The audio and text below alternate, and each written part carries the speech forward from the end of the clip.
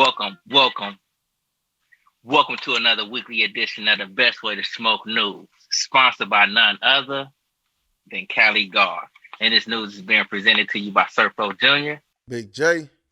Baby. Now, do you use drugs?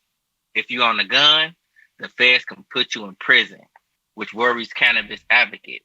That's crazy, ain't it? Man. The Fed, the feds have gotten creative in finding ways of taking guns out of the wrong hands at a time when U.S. gun deaths are at their highest rate in more than 2 decades. But medical marijuana advocates say patients should not have to choose between their health and the right to self-defense. I strongly agree with that. You know what I'm saying? Just Mm-hmm. because I want to have a little recreation, or even if I'm prescribed to a little something, something, On the man, real. I should still have my freedom of choice. Thanks. A catch-all. People targeted under the law typically have either no criminal history or a minor one. Otherwise, they could be charged with being a felon in possession of a firearm, one of the most common offenses in federal court. Mm-hmm. That outside of just this cannabis stuff right here, man, that is really high. You know what I'm saying, in the Mm-hmm. black and brown communities. Thanks.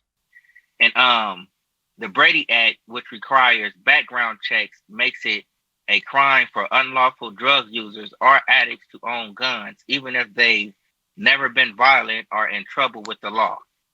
All people who buy guns from licensed dealers must sign a federal form affirming that they're not illegal drug users. Mm-hmm. A wrong answer can constitute another federal felony offense, acquiring a firearm from a licensed dealer by false and fictitious statements. That's like crazy, man. They trying to attack cannabis and your Second Amendment and your freedom of choice all in one. Yep. That's how they Crazy. in Texas. In Texas, I know they booked this one dude and shit though, cause he got caught with a gun with some weed. And he man, they out there booking motherfuckers though, man. But just be careful, man. Watch what you're doing. Moving on. Bears fans flocked to suburban dispensary as legendary quarterback Jim McMahon cannabis brand launches in Illinois. Former Bears quarterback Jim McMahon has gone from throwing footballs to pitching weed. I do it mostly for pain, said McMahon.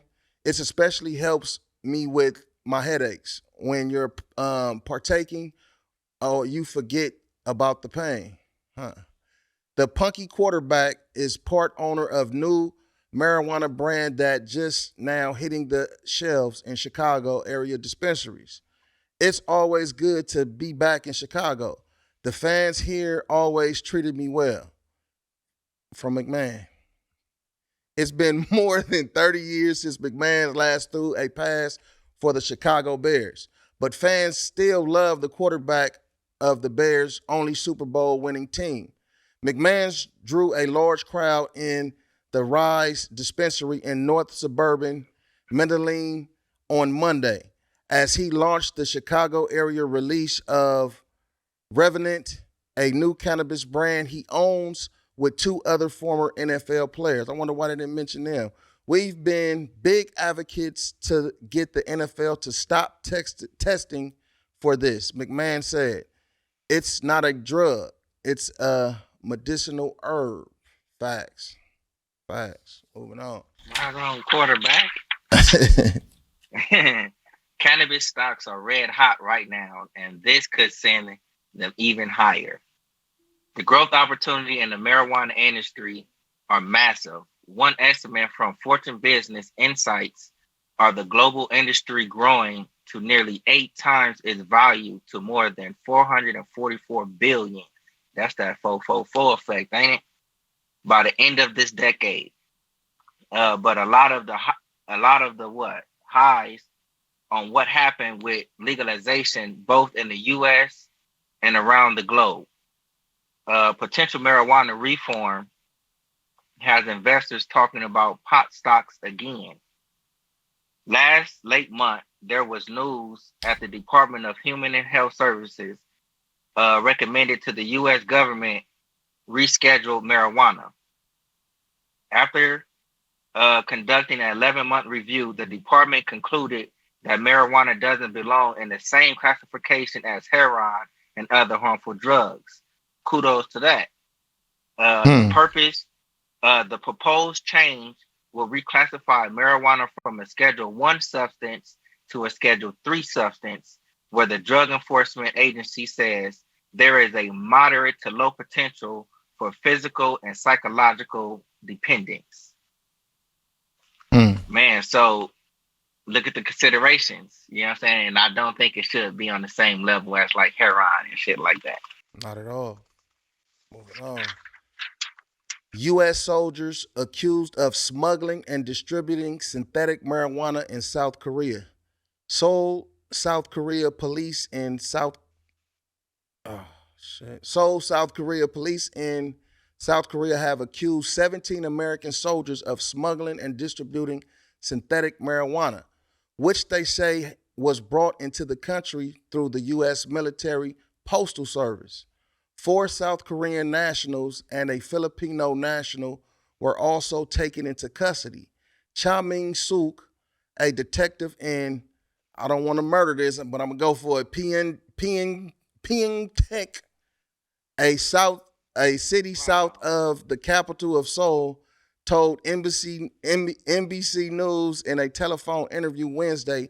Cha said the arrest came after unprecedented search and seizure operations on at least two U.S. military bases. Damn, that's deep though, including Camp Humphreys, the hub of U.S. forces, Korea and U.S. and the U.S. All 17 U.S. soldiers were able to return to their military bases after questioning, but Cha said one who is alleged to have played a key role in allegedly smuggling and distributing operation was being detained within a U.S. military base.